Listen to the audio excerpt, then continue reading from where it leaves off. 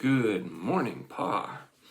All right, we are starting on a new book, The Key to the Keystone, How Apocryphal Texts Unlock the Book of Mormon's Brass Plates by Jonah Barnes. He's one of the guys that's regularly on Word Radio that I like.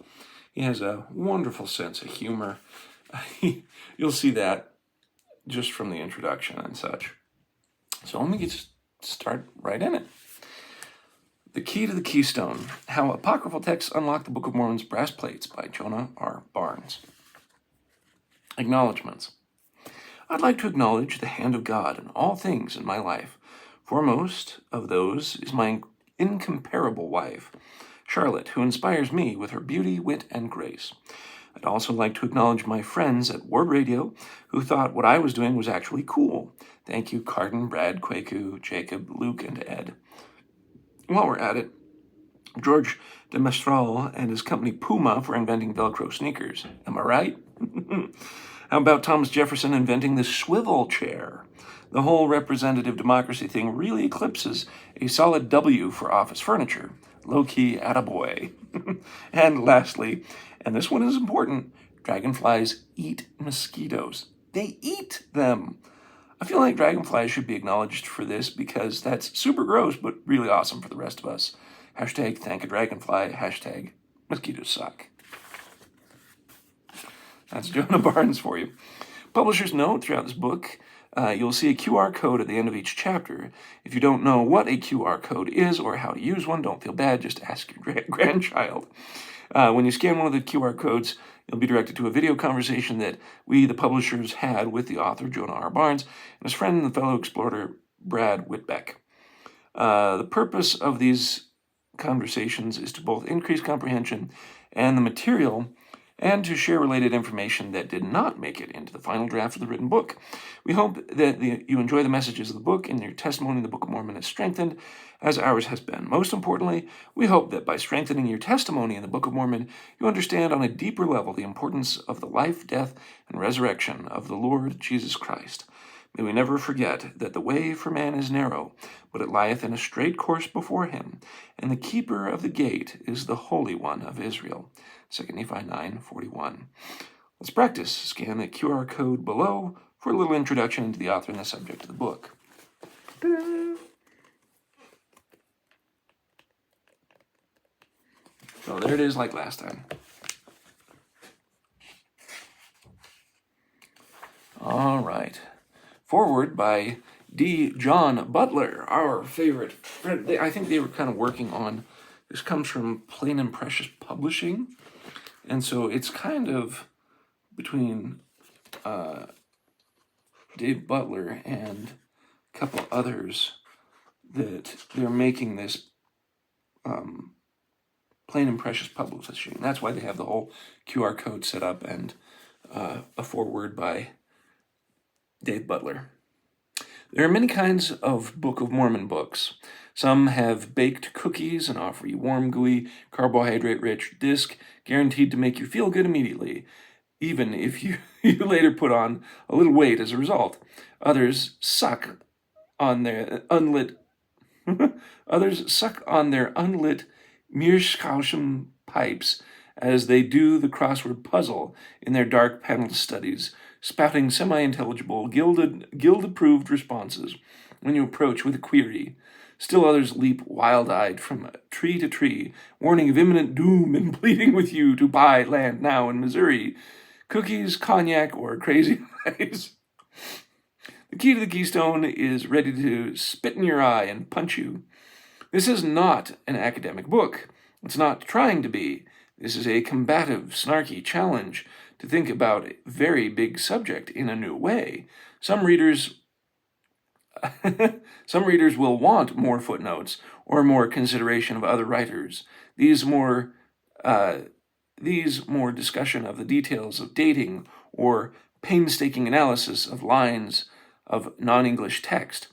That's not this book. In the future, Jonah Barnes or someone else may write a more detailed academic, point-by-point exploration of the subject matter, but Jonah doesn't drink cognac. He doesn't have an elbow patch jacket. Jonah is making a big picture argument and extending an invitation. The argument is this: Jonah suggests a new context for the Book of Mormon. He observes that the Book of Mormon looked ridiculous when it came out. It made big claims that the ancient Israelites knew about Satan and the coming mortal ministry of Jesus Christ, for instance, and that Eve was to be praised for her choice rather than condemned. These ideas were incompatible with scholarly thinking of the day, and the Book of Mormon was duly laughed out of court. But then other books showed up, making the same claims. And they kept showing up. More and more of them. A veritable flood tide, as Jonah demonstrates. Some sense has to be made of this.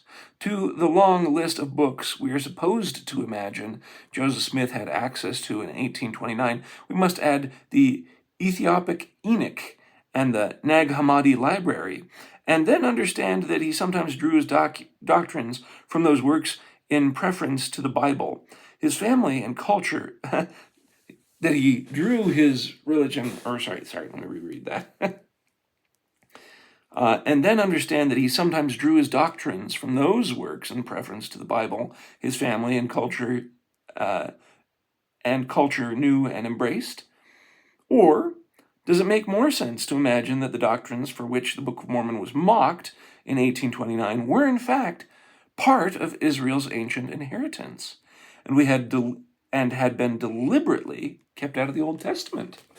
Jonah Barnes argues that the latter is the simpler explanation, and he points out that the Nephite prophets repeatedly tell us that they are reading their doctrines and prophecies from the brass plates, which doctrines and prophecies are often exactly the content that aligns with what we learn from apocryphal texts. So there is a relationship between the brass plates and the Apocrypha. At the very least, they swim in the same cultural, doctrinal, prophetic waters, and maybe some of the Apocrypha, or works related to them, were even on the plates. The argument can also be taken from the other end, by the way. What context does the Book of Mormon give to the Apocrypha? Without entering into lengthy consideration, I suggest that the presence of doctrines, stories, characters, and phrases in a book that broke off from the Israelite mainstream about 600 BC should tell us that when those same doctrines, stories, characters, or phrases appear in books physically dated to, say, 100 AD, we should take very seriously the possibility that the messages expressed are older than the media on which they are written, because of the similarities between the Book of Mormon and the Apocrypha. We cannot dismiss the Apocrypha. The invitation Jonah extends is to read these books yourselves and consider what you think they mean for our understanding of the Book of Mormon. It is not a scholarly work. It's a feisty introduction, so you'll want to go on from here to read the books in their entirety and maybe even scholarly commentaries, though there are far fewer of these than there are commentaries on the canonical works, and consider the question they pose. What did the ancient Israelites know, and when did they know it? Who would try to suppress that knowledge, and why?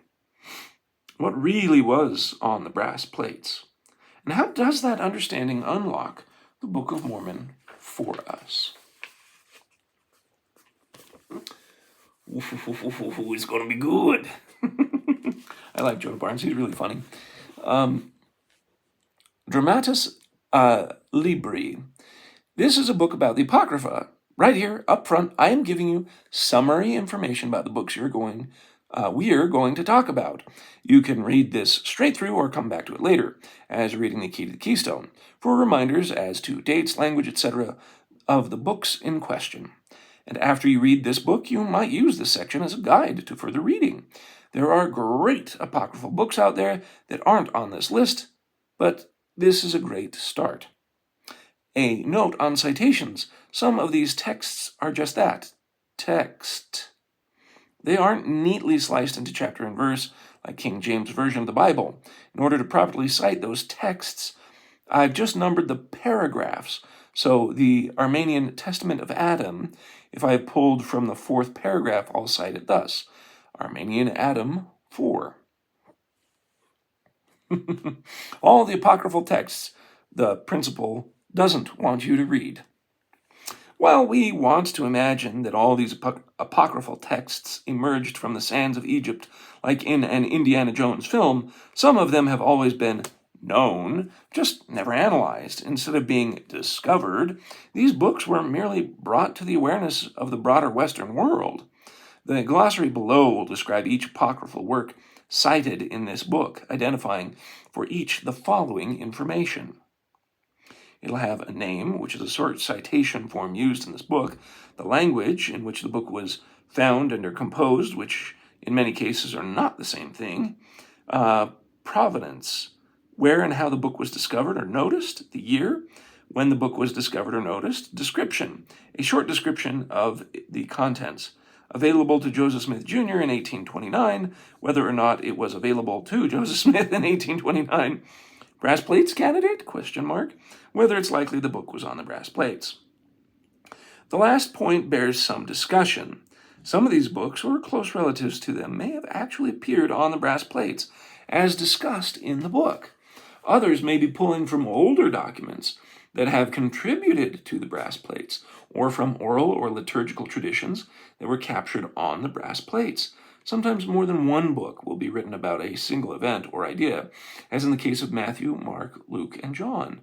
So, some of these apocryphal books testify to material undoubtedly on the plates, even if it isn't likely they appeared there themselves. In some cases, e.g., the Testament of the 12 Patriarchs, a book contains other books. Where those are relevant to the discussion in this volume, they have been noted here.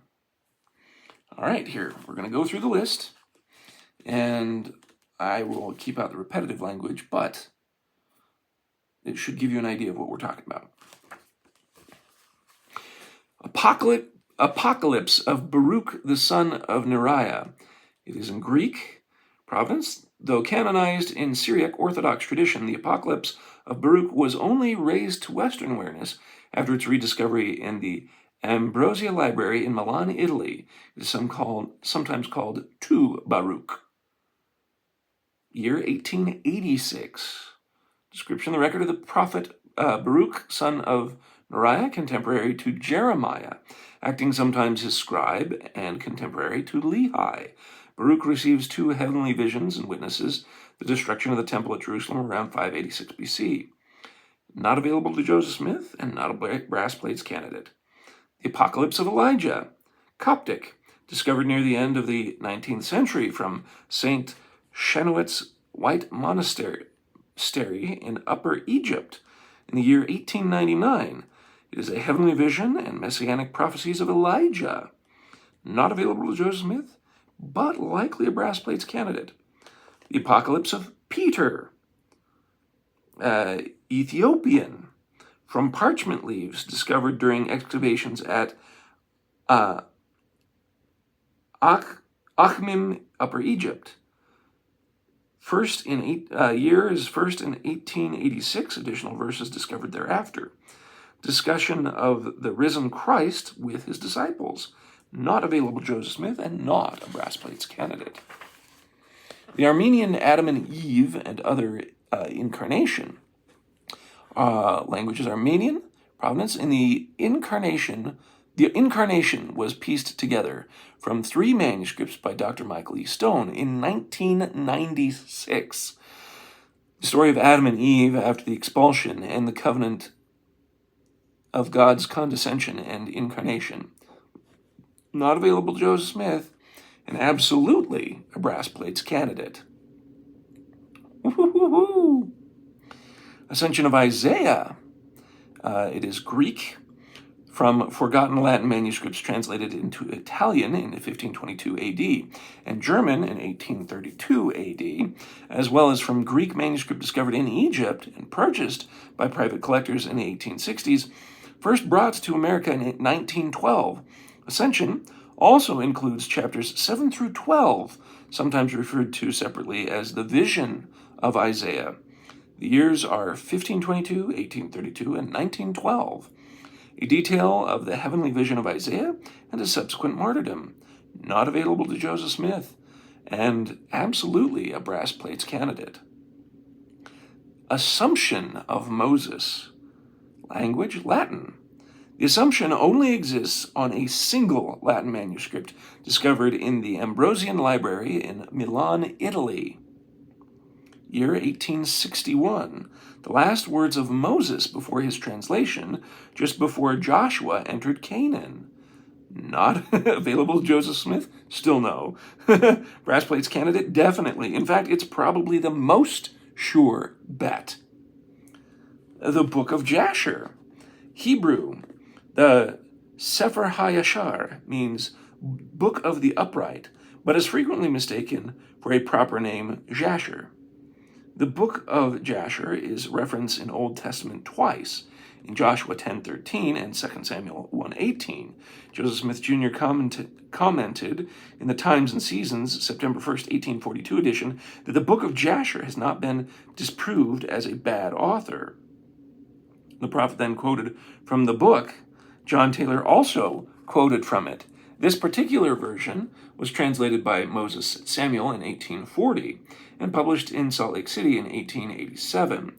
Year 1625, Italian, and 1840 in English. Description, a very long book recounting the entire pre-Canaan history of the world from Adam and Eve until the Assumption of Moses.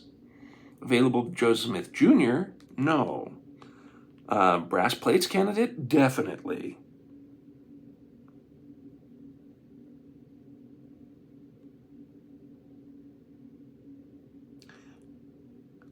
If it wasn't available to him and he still quotes from it, I'm just saying, that's pretty good. Because Sefer HaYashar, Book of Jasher, from Joshua 10 and 2 Samuel 1:18, not been disproved as a bad author. He then quoted from it, and John Taylor also quoted from it. But it was published in English in 1840. In Salt Lake City. Translated by Moses Samuel in 1840 and published in Salt Lake City in 1887. So, not sure if it was that he didn't have access to it, but maybe he'll go into it in the book. It just says no right here, even though it seems like it was a possibility if he was quoting from it. Book of Jubilees. Language, Hebrew. Through long extant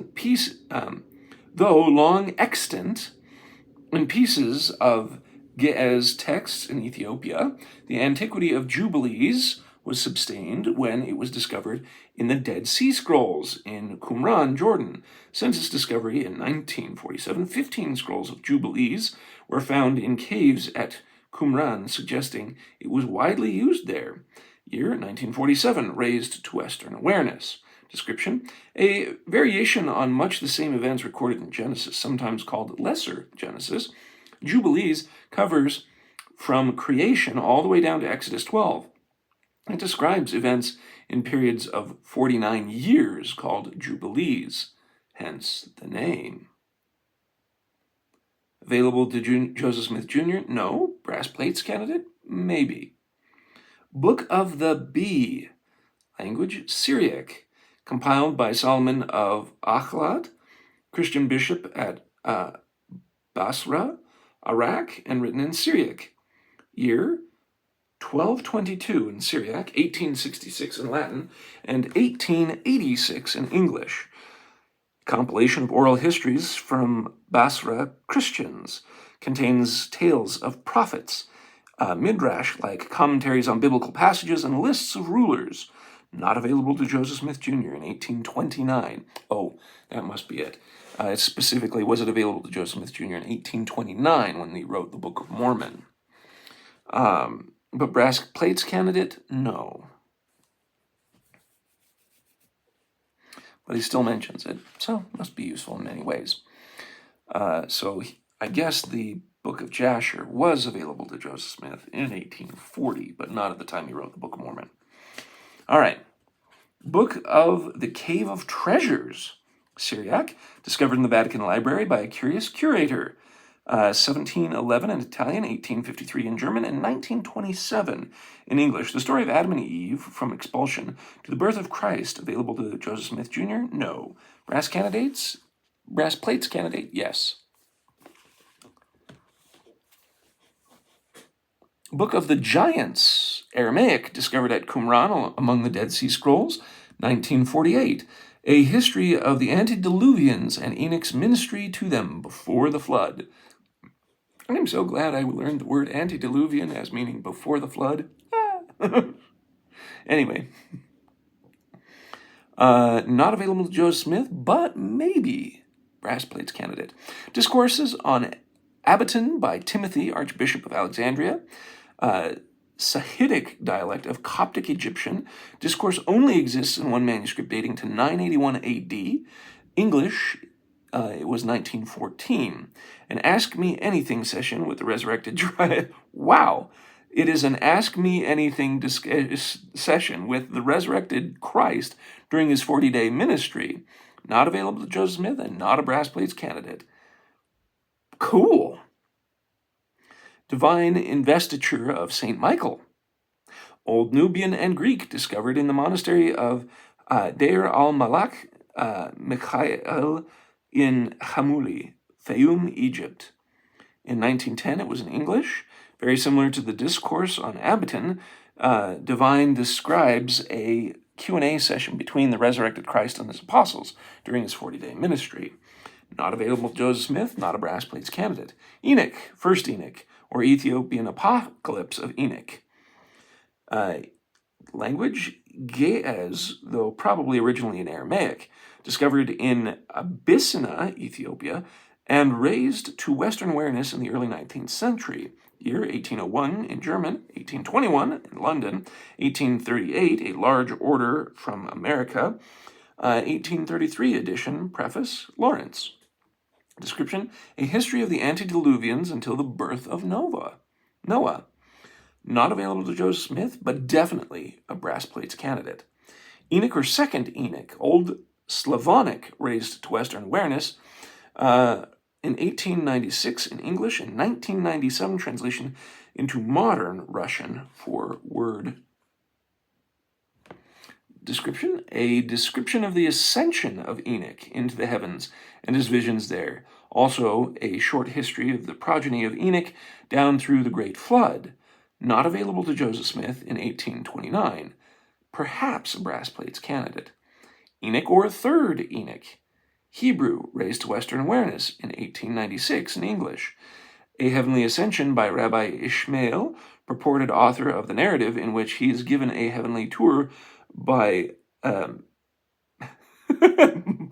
Metatron or Enoch. Again, his humor is showing through. Not available to Joseph Smith, not a brass plates candidate. Genesis Rabbah. Hebrew, long extant in the Jewish world. In 1896, it was in English, a Midrash-type exposition on the first 5 books of Moses. Not available to Joseph Smith and not a brass plates candidate. Metatron. Anyway, Georgian Book of Adam. Language, Georgian. The Georgian Adam was handed down in 5 manuscripts from the 15th, 16th, and 17th centuries, originally published into modern Georgian by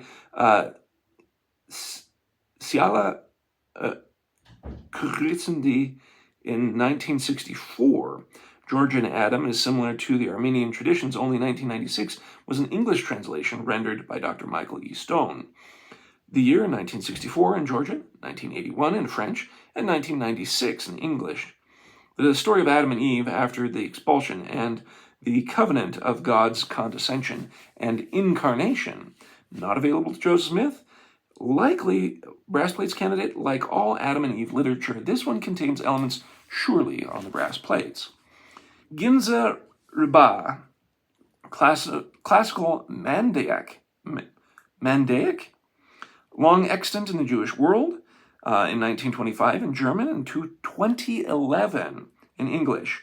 a very long pair of books called the Right Ginza and the Left Ginza, which are sacred to the Mandaeans. They are a compilation of oral teachings and some written texts handed down among the Mandaean people and textualized as they came. So the composition of the books runs for centuries. Not available to Joseph Smith, not a brass plates candidate. Gospel of Nicodemus, Greek. Although the oldest manuscripts date from the 9th and 10th centuries, Nicodemus was raised to Western awareness in the 18th century in Italy. The first English translation was created in 1789 in London, or, 1789 or 90? Year 1790. I think there was a typo there. I think they added the 8 because they have 80. They have 17890 in London. And I think they meant 1790. So 1790 English London. Description: the descent of Christ and the harrowing of hell. Not available to Joseph Smith, but no, not a brass plates candidate. But this is an awesome text, and every member of the LDS Church should read it. And I've heard him talk about it, actually. The Gospel of Nicodemus, what it means by the harrowing of hell. There's pictures of the different apostles and divine people that are kind of like being brought out of a cave with Jesus Christ at the front and beckoning them out. It's basically would be our equivalent of understanding that Jesus Christ preached to those who were dead, or that he organized the spirits in the spirit world to start preaching the gospel to the people who didn't have it. Basically, they're saying, you guys don't have to be in hell anymore. I've come through and been resurrected. So all the apostles and prophets, come out. Don't worry about it. Let's start preaching, kind of thing. So hopefully he talks about it in here. But otherwise, Gospel of Philip, Coptic Egyptian, discovered by a local farmer digging in the field of Nag Hammadi in Egypt, year 1947. Stories and sayings from the mortal ministry of Christ. This is a Gnostic text. No on Joseph Smith Jr. in 1829, and no on the brass plates. History of John, Armenian history. Armenian. The original Armenian translation existed as early as 1363 AD, but historically was actually quoted in a sermon by Catholicus Zacharias in 877 AD. In English, it was in 1954. History of John's descent into hell. Not for Joseph Smith in 1829, and no on the brass plates. History of Joseph, Syriac, raised to Western awareness, 1923. Dramatic prose retelling the story of Joseph of Egypt. Available to Joseph Smith Jr.? No. Brass plates candidate? Maybe pieces thereof. History of the creation and transgression of Adam and Eve. Armenian, first found among the Meccatrists in Venice and Vienna. Also Mecatarists.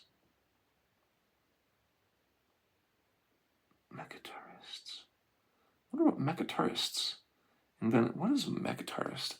I have to look that up. Also found appended to an Armenian version of the Apocalypse of Moses and raised to Western awareness in 1893 in English. The story of Adam and Eve from their expulsion to the promise of the Messianic covenant. Not for Joseph Smith Jr. in 1829 and not brass plates candidate. History of the expulsion of Adam and Eve from the garden. It's also called The Expulsion. It is in Armenian, first published in 1896 in Armenian from disparate manuscripts. The story of Adam and Eve and their expulsion from the promise of the Messianic covenant. Not available to Joseph Smith in 1829.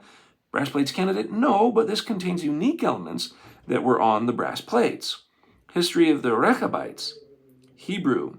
Uncertain providence. First raised to Western awareness in the late 19th century, year 1913. Description, story of a man named Zosimus discovering the wilderness commune of the Rechabites, refugees from Jerusalem around 590 BC.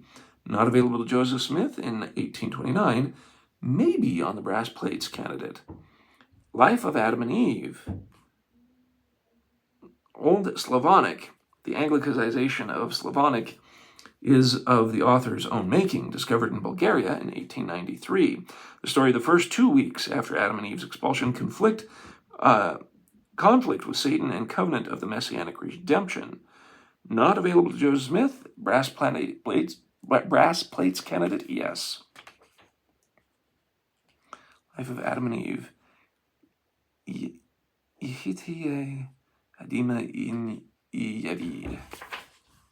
Life of Adam and Eve, Egyptian life. Life of Adam and Eve, Book 2, Second Life. Language Egyptian. Author wrote in Arabic. Later translations found in Ethiopic. Manuscripts found in Ethiopia, dated as 6th century. In 1882, English. Sometimes called The Conflict of Adam and Eve with Satan, taken from the Ethiopic translator of the Book of Adam and Eve. The first book describes the story of Adam and Eve from the expulsion to Abel's murder. Book 2 describes the story of the patriarchs from the murder of Abel to the translation of Enoch's Zion. Not available to Joseph Smith, but yes, a brass plates candidate. Life of Adam and Eve, or the Apocalypse of Moses, also known as Greek life, Aramaic-ish, or some other Semitic language, now only extant in Greek. Greek life was raised to Western awareness in the late 19th century. Scholars think this version could predate the Latin version by the same name. In 1913, it was brought to English. The life of Adam and Eve from the expulsion to their deaths. Not available to Joseph Smith? Yes, probably a brass plates candidate. Mysteries of St. John the Apostle and Holy Virgin, also known as Mysteries, Coptic. Though long extant in the Coptic Christian community, Mysteries was only raised to Western awareness when E.A. Wallace Budge translated the first English edition in 1913. For this publication, the author consulted the original Coptic available at copticscriptorium.org. Year 1913. The brethren attending a sacrament supper while John the Evangelist sermonizes. Not available to Joseph Smith Jr., not a brass plates candidate. Old Slavonic Pelea. So this one has 3 names. Old Slavonic Pelea, Creations of the Heaven and the Earth, and Ladder of Jacob. Old Slavonic, Providence? From the Old Slavonic Playa collection of works, the creation of the corpus is unknown, though some scholars suppose it was compiled in Bulgaria in the 9th and 10th centuries. In the year 1617, it was Russian. Description: a retelling of the creation story with midrash-like commentary. Not available to Joseph Smith. Brass plates candidate? Maybe. Special note on citations. Not only has the Old Slavonic Pelea not been translated into English yet, it has yet to be fully translated into Russian as of 2024. For the purposes of this book, the author has translated relevant portions. He served in Russia, by the way. So for the purposes of this book, the author has translated relevant portions from Old Church Slavonic and Russian into English. In order to cite these pages, the paper and column will be noted. Each paper has 4 columns, 2 on the front face, 2 on the back face. So for instance, P2A will be used to indicate paper 2, column A, being a second paper of the documents in the first column of 4. Note that these pages are loose pieces. So P2C indicates the third column on the back side of the paper. However, one section of the Pelea, called Ladder of Jacob, has been translated by Hedley Sparks and divided into proper chapter and verse. This translation will be used for that portion of the Pelea and cited thus: Pelea Tolkovaya, ladder, chapter and verse, wherein the chapter and verse adhere to the Sparks' division. On the Apparel of Women, Latin, written by Tertullian, an early patristic father, year 197 AD. A treatise penned by Tertullian to early Christians, primarily women, addressing modesty, among other things. Available to Joseph Smith Jr.? Yes! We finally got a yes! Brass plates candidate? No!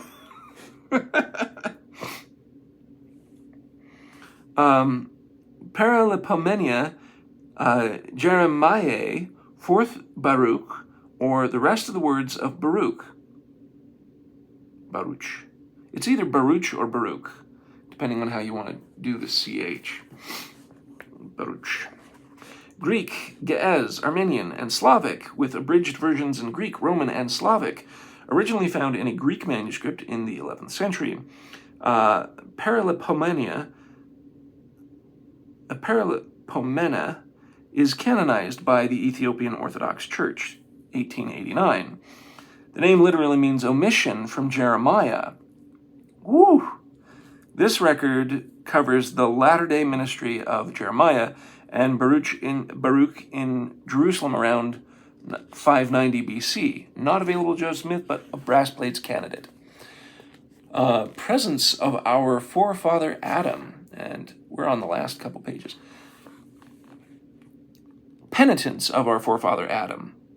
Language Armenian, a cousin to the primary Adam and Eve literature, like the Life books in various languages, and the Penitence has a totally different provenance. Penitence may have been brought to the Yerevan by exiled Nestorian missionaries who ran afoul of the creeds, sometimes around 590 AD. Year 1896, modern Armenian, and 1981 in English. The story of Adam and Eve from the expulsion to death of Adam. No way, Jose, for Joseph Smith Jr., but brass plates likely. Pseudo-Philo, Hebrew to Latin. Called Pseudo-Philo after its mysterious author, even professional scholars have to admit this book was written before the 2nd century AD. The text descends to our present day from 18 complete manuscripts penned in Latin during the medieval era, 1893 English. Description, a retelling of the Hebrew Bible from Genesis to the death of King Saul. Not available to Joseph Smith Jr. in 1829, but yes, a brass plates candidate. Interesting. Second Book of Jehu, J-E-U, Arabic and Ethiopian, purchased by Scottish travelers in Upper Egypt in 1769 and gifted to the Bodleian Library since 1848. Year 1769 Ethiopian and 1848 German and 1905 English. It is the gospel and esoteric revelation, sayings of the mortal Christ to his apostles. Not available to Joseph Smith Jr. in 1829 and not a brass plates candidate. Tales of the Prophets, containing Joseph the Righteous, the story of Adam. Arabic. This record comes from the Qisas al-Anbiya, or Tales of the Prophets, a compilation of Islamic oral traditions compiled by Muhammad al-Qisai around 1100 AD. In English in 1893. Stories of the early patriarchs and prophets, including Ada, Shem, Abraham, Ishmael, Jacob, Joseph, Moses, Eliezer, Elijah, David, and even Jesus. Folklore is intermixed into the narrative. Not available to Joseph Smith in 1829. Brass plates candidate, something like it. Absolutely. Testament of Adam and Eve. Ethiopic translation used, though perhaps originally in Syriac, quoted in Greek manuscripts since the 11th century. The Testament of Adam was raised to Western awareness in the late 19th century. Year 1927 in English. The retelling of the fall and expulsion of Eve to her son Seth. Not available to Joseph Smith, but yes, a brass plates candidate, probably. Testament of the 12 Patriarchs, also known as Patriarchs, containing the Testament of Benjamin, Testament of Jacob, Testament of Joseph, Testament of Levi, Testament of Naphtali, Testament of Simeon. Language, Greek. Canonized in the Armenian Orthodox Bible, Oscan, in 1666, Patriarchs have long been known among the Western scholars. That's the shorthand name of the book. Patriarchs have long been known among the Western scholars, but dismissed as forgeries. Their rediscovery among the Dead Sea Scrolls forced many to revisit their earlier dismissal of the text. 13th century and 1947 English with new credibility. The Last Testaments and Prophecies of the Sons of Israel, available to Joseph Smith in 1829, possibly but highly unlikely. Brass Plates candidate? Absolutely. Note on citations, Patriarchs has no chapters, only the sections named for each son. Each son's section has no chapters, but verses. So, Testament of Levi 5 is referring to the Testament of the 12 Patriarchs, section of Testament of Levi, 5th verse. Whew, this will be fun. He brings the receipts. Last two. Vita Adei. Vita Adei et Vi.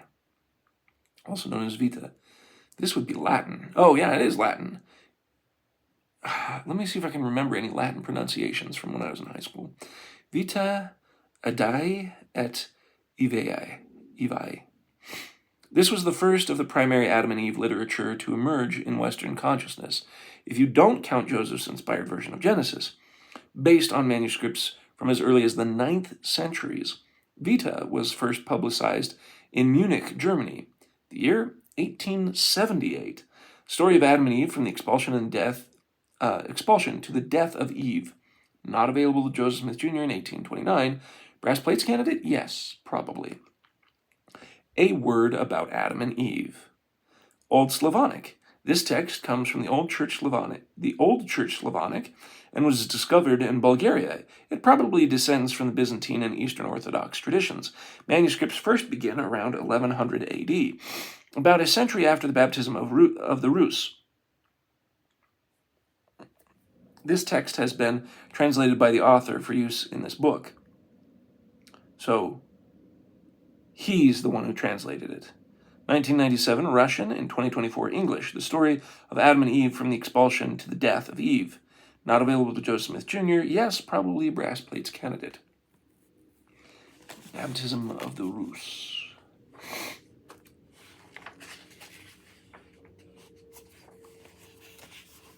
Baptism of the Russian. All right. Let me see how big this first section is. Oh, wow.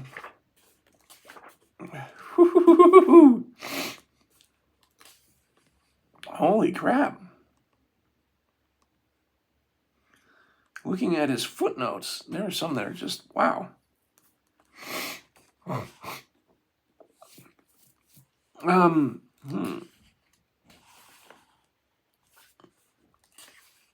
Interesting. So you'll notice me when I read, I'll be ducking down to see a bunch of the footnotes to try and see if they're useful or not. Because there's a bunch that are. A bunch of them are just solid, here's Matthew 6:5 through 13, Luke 11, 1 through 13 kind of stuff. Where I'll leave kind of those ones out, but anything that is commentary,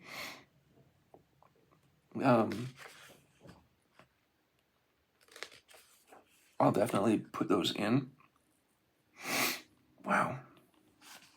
Okay, we'll call that a day. I know it's an introduction to a little bit of Jonah Barnes and his humor, and more importantly, getting an idea, just a feel for what the sources are like, where they come from, their time frames, how he's been able to work on them, etc. I know it's not much for a beginning, but hopefully it gives you an idea of how extensive his readings are. And, I mean, if you think about it, he's done a bunch, which is awesome. And how he loves to explain things is really great. He's one of these guys that you can tell when he really dives in that he's very much someone who you could think of as an expert. Maybe not like the scholarly cognac kind of guys, like Dave Butler points out. But that, more importantly, Jonah Barnes is someone who probably knows his stuff from reading and educating himself. And most importantly, he's got really good insights on lots of things. I've always loved listening to him. He's always really funny, as you could tell. If you watch him on Ward Radio, he just has a lot of these sly humor type things. And that's how I would describe it, as a very sly humor, where it's obviously outrageous stuff that he says, but that's the way it is. Like dragonflies. Dragonflies eat mosquitoes. Like his acknowledgments said. I'm actually duly impressed by a lot. It's fascinating because I remember there was discussions on YouTube about people who were there was a woke mob going after this black guy on a campus, talking about how Christians have oppressed Africans, and he's like, I'm from Ethiopia, right? We were Christian before you Christians were Christian. And he kind of put them in their place, which was hilarious because, it's very true. If you think about it, Ethiopia is Upper Egypt, which for us is south from Egypt, but it's upper because it's higher in altitude. And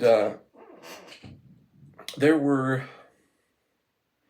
a lot along the African East Coast that has old Christian values. And in fact, there's a story of a group that had to leave Jerusalem around the time of the sacking of Jerusalem, that they were brought to the end of the peninsula of Oman and were taught how to build boats. And when they built boats, some of those boats didn't make it to wherever they were supposed to go. They crash landed in Africa and kept the law of Moses and other things like that. And so that's their literal traditions, is that there is this group, and sure enough, when they tested their DNA, it had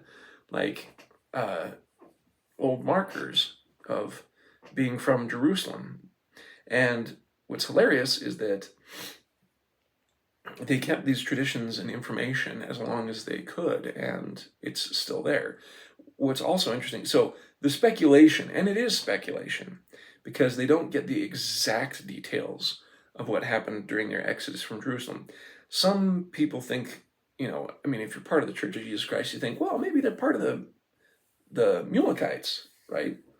Or, yeah, the ones that were going to be part of Zarahemla, that it could have been the Mulekites, part of the Mulekites. It could have been just a separate group altogether. We don't honestly know.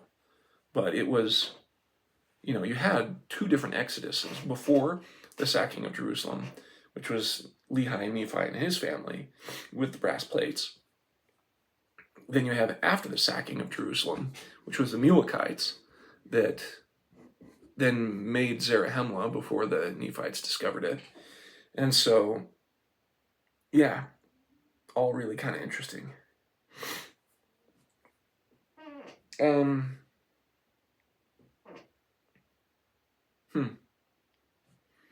So Ethiopia makes a lot of sense. All these ones that are in Slavic languages also make sense because on an interview with Jonah Barnes, he was talking about the dispersion of Israel and his time in Russia as a missionary.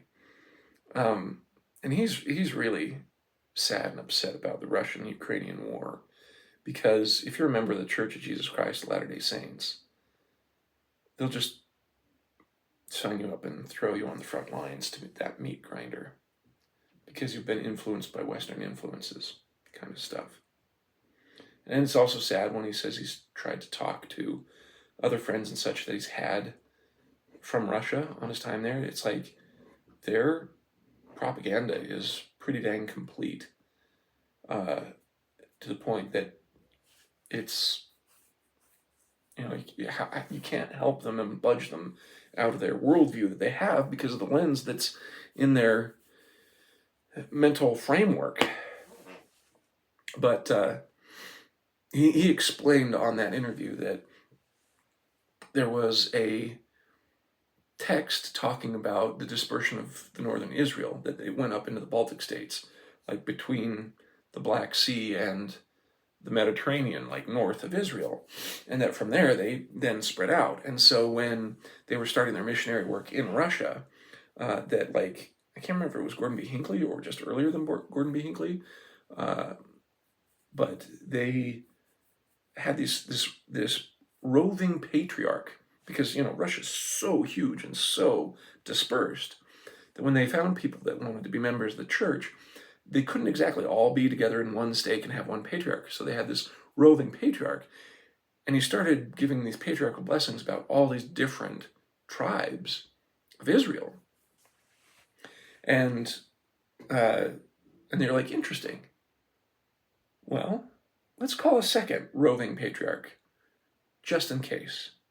And he did, and same thing happened. And so then the prophet or apostle, or one of the apostles, came by and basically did a countrywide Russian countrywide conference of the members of the church. And he said, tribe of this, stand up, tribe of that, stand up, tribe of this, stand up. And apparently, if I remember right, Jonah Barnes was there. And so each group stood up in turn. And he's like, we're gathering the 12 tribes of Israel. They're mostly all represented. I think they're all represented up there. But I'd have to go back to the interview to get the specifics. I don't want to spread too much rumor, but it's really cool. It was a really wonderful interview, and it was also kind of heartrending because it showed that he was a young missionary when that happened, and I was in older. But now it's Russia's being torn apart, Ukraine's being torn apart, and there's for what reason? Because it's useless, just useless. I am abhorrent of. It's eye-opening how the Russian-Ukrainian war has been fought so much with drones and mines, and how Russia has had all this, military transports and trucks and tanks just demolished by these drones that just drop bombs, drop grenades. It is amazing to me how, because I've watched certain videos online showing, they're kind of rah, go Ukraine, and see how great they are at demolishing these tanks, and look how they took out this armored personnel carrier kind of stuff. I mean, I think it's awful either way, because Russia's putting their soldiers through a meat grinder. The Ukrainians are going through their own type of meat grinder. The drone warfare, it's just nasty, because the Russians have these jammers and stuff, but it's not enough. Like you'll see it start breaking up as it comes in, but if they have it on target and done right, they can nail these stuff despite jamming, which makes sense, because unless you have a really powerful directed jammer, regular just universal jamming, the inverse squared law, something's coming in from far away, yeah, you get a little bit of interference, but you can just still target and ram. And so it's just a whole different, the funny thing is how you see warfare go from, big troop columns, which followed from spears and swords, to swords, shields, and spears, to gunmen in big columns and flanks, to then artillery, to then cavalry and artillery and firing lines, to then World War I, trench warfare, firing lines, airplanes, bombs, tanks. Then World War II, absolute mechanized destruction. And, Korean and Vietnam wars, where you have guerrilla warfare in the face of advanced technology. And then you have now just drone warfare. Oof. It's changing. Anyways, sorry I went off on the tangent of war, but it's fascinating to me, a lot of the things that are happening in the world, both, with war and the effect that it has on members of the church. I'm also kind of sensitive because I watched Escape from Germany. It's a church movie, and it's about how the German missionaries had to be evacuated just days before World War II started, with Germany invading Poland. And the story about how they got that all done. It's really cool. And it's quite, they were good at providing quite a bit of tension, but showing how the faithful members of the church were able to get out and be blessed in doing so. And it's just one of those things where you're like, dude, I feel for the German members of the church that had to stay behind and fight in the war, or be subject to the war. And then it also makes me sit there and reflect on the Russians who are going through the same thing, because man, it's so devastating that useless. It's all useless. Anyway, and it's because Jonah Barnes was the author. Anyways, I hope you enjoyed it. Sorry I went off on a tangent about war at the end. Hopefully it is a good reflection on where you get a bunch of this information and why it's spread out. And I love you lots. We'll see you around.